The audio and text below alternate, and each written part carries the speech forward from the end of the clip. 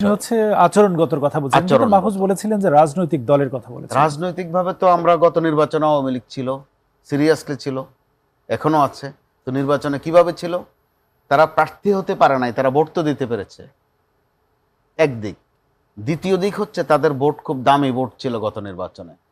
কে কত সুন্দরভাবে তাদের ভোটগুলো হাসিল করতে পারে, বিএনপি এবং জামাতের মধ্যে কিন্তু সেটার প্রতিযোগিতা হয়েছে। ছিল। কে বেশি নিরাপত্তা দিতে পারবে, কে বেশি হেফাজত করতে পারবে, আমানে এমন আসানে কিছু রাখতে বক্তব্য পারবে। সামাজিক যোগাযোগ জি। মাধ্যমে বেশ ভাইরাল হয়েছিল। কোথাও কোথাও তো লেনদেনও হয়েছে, এমন তথ্য তো শোনা যায় যে সেভ করে দেবে, মামলা কমাইয়া দেবে, অথবা একদম মামলা নাই করে দেবে।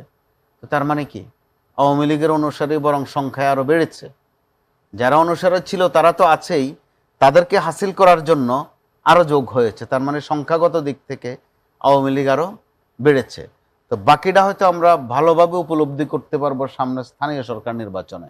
এরই মধ্যে যারা প্রচণ্ড আওয়ামী লীগ বিদ্বেষী, আওয়ামী লীগ বিরোধী, আওয়ামী লীগকে নিষিদ্ধ করার বিষয়ে দাবি ছিল যাদের, এনসিপি, আপনি দেখেন তারা সারা দেশে কিন্তু আওয়ামী লীগের বাছাই করা নেতাদের পিছু। এরই মধ্যে আমরা শেখ হাসিনার কাছ থেকে কিন্তু একটা প্রতিক্রিয়া পেয়েছি মাত্র 1-2 দিনের মধ্যে। এর আগে তিনি বলেছিলেন চট করে চলে আসবেন, এবার কিন্তু আর চট করে বলেননি। এবার বলছেন ওপেনলি ওপেনলি আসবেন, খুব সাহস নিয়ে আসবেন।